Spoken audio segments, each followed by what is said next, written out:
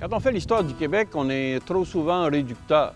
L'histoire du Québec, on la confine trop souvent au corridor Montréal-Québec. Quand on parle de Nouvelle-France, de la fin de la Nouvelle-France, eh bien, automatiquement, on parle du général Wolfe, de la bataille des Plaines d'Abraham de 1759. Peu de gens savent que le même Wolfe était ici même, en Gaspésie. Il est passé sur la baie de Gaspé un an plus tôt, en 1758.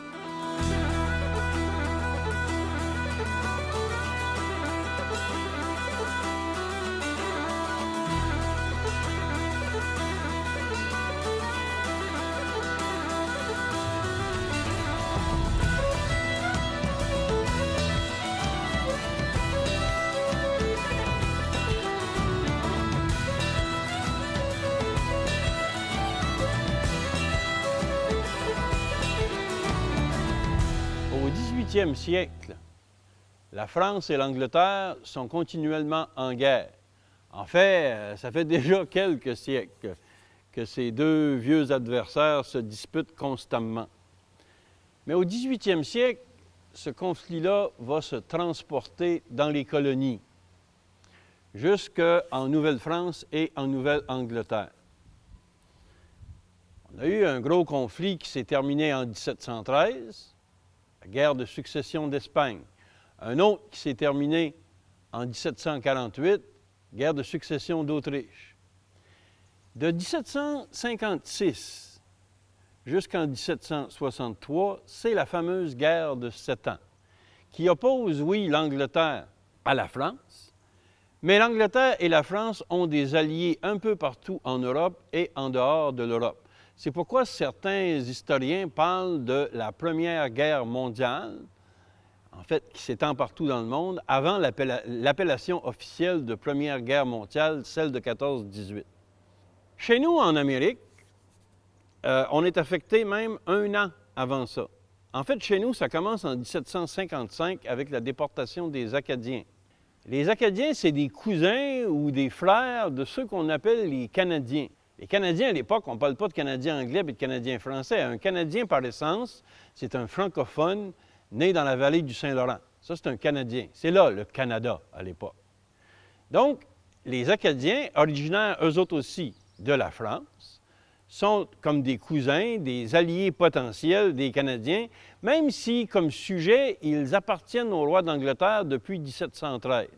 Mais les Anglais n'ont pas confiance, les Acadiens ont refusé le serment du test, si bien qu'à compter de 1755 et jusqu'à la fin de la guerre de 7 ans, jusqu'en 1763, on va les déporter. Environ 13 000 Acadiens.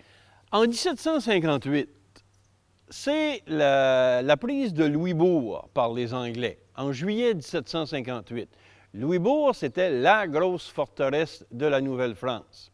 Louisbourg tombe, on est à l'été 1758, Wolfe est présent, et Wolfe sait très bien qu'il ne peut pas partir de Louisbourg au mois d'août et monter sur Québec, ça va y prendre au moins un mois ou deux, et faire le siège de Québec. L'hiver va arriver, puis il va être foutu. Donc, on est rendu au mois d'août 1758, Wolfe décide de venir raser la Gaspésie. Au moins pour 3 bonnes raisons. La première des raisons, c'est qu'il y a une gang de jeunes soldats inoccupés. Il va donc aller les occuper. La deuxième raison, c'est que la Gaspésie, à l'époque, c'est un immense garde-manger, avec sa fameuse morue salée séchée, la Gaspécure. Donc ça, les Anglais veulent s'en emparer et détruire la nourriture de leur ennemi français canadien. Et la troisième raison, en tant que bon général, Wolfe va savoir qu'il faut qu'il nettoie ses arrières. Donc, il prépare déjà le terrain pour l'attaque de 1759. Au début du mois de septembre 1758, donc, Wolfe débarque dans le coin, en fait, il ancre ses bateaux dans le coin de Grande-Grave, Pac-Forillon, et il met des chaloupes à l'eau pour se rendre jusqu'à Penouille. À partir de là, on va faire une véritable invasion à Gaspé et détruire le poste de Pierre Révolt qui est là. Et on va en déporter une partie de la population et une autre partie de la population qui est là va se réfugier en forêt pour, après coup, quelques jours plus tard, s'enfuir vers Québec. On va faire la même chose avec les autres postes importants en Gaspésie. Wolfe va envoyer le major Darling, pas Darling, mais Darling, on va l'envoyer à Mont-Louis pour raser le poste de Maillet qui est là-bas. Un gros producteur de morues salées séchées aussi. On parle de centaines de milliers de livres qui vont être détruites juste là-bas. Et on va détruire aussi les autres postes importants. Wolfe va envoyer des gens dans le coin de Pointe-Saint-Pierre, Malbaie. Il va en envoyer également dans le coin de Percé. Et à Grande-Rivière. À Grande-Rivière, il y avait les installations de Jean Barré. Tout va être détruit aussi. On va également continuer jusqu'à Pabot. À Pabot, c'est les Lefebvre de Bellefeuille qui sont là-bas. C'est pour ça qu'aujourd'hui, il y a un camp qui s'appelle le camp Bellefeuille. Il y a une énorme installation très vivante, très fonctionnelle là-bas. Encore là, on va tout détruire et on va déporter la population. On va continuer plus loin dans la baie des Chaleurs, mais dans la baie des Chaleurs, c'est le commandant Jacob qui a la mission d'aller tout détruire. Or, le commandant Jacob est, pour un militaire, disons, relativement gentil. Lui, ce qu'il va faire en arrivant devant Port-Daniel, Bonaventure et Passepébien, il va tirer des coups de semonce. Et il va se promener au moins 3 heures, puis descendre sur le bord de la mer, sans pour autant attaquer les gens. Autrement dit, il dit aux résidents de là-bas, par exemple les Castillous qui sont déjà présents, les Huards également, les Dolorosville, il dit à ces gens-là, si vous vous en allez pas, là, vous allez vous faire prendre. Si bien que toutes les personnes dans Baie des Chaleurs présentes vont se réfugier en forêt. Malgré tout, le commandant Jacob va tout détruire lui aussi. C'est un militaire, c'est sa mission. Donc, il va brûler les granges, les maisons, les bateaux et tout détruire le stock de morues salées séchées. En fait, ce qu'on va détruire comme morues salées séchées, c'est près de 3 millions de livres.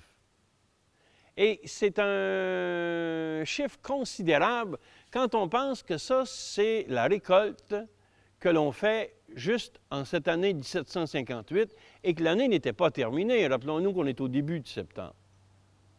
Donc, c'est quand même énorme, surtout quand on pense qu'une morue salée séchée, ça ne pèse que 20 du poids de la morue initiale qu'on a pêchée.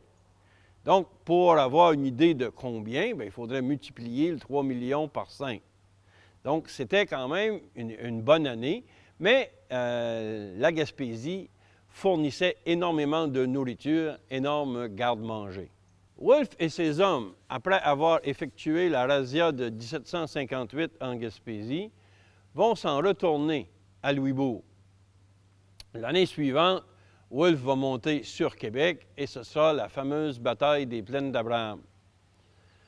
On ne le dit pas souvent non plus, mais Wolfe avait fait prisonnier des gens à Gaspé qui vont lui servir de force comme pilote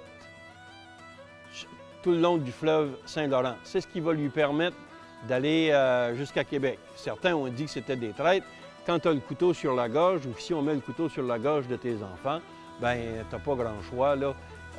Tu dois donner la place aux Anglais. Après la guerre de 7 ans, la Gaspésie va renaître. On aura des nouveaux personnages qui vont venir s'installer en Gaspésie, notamment les Anglo-Normands. Ça, c'est une autre histoire.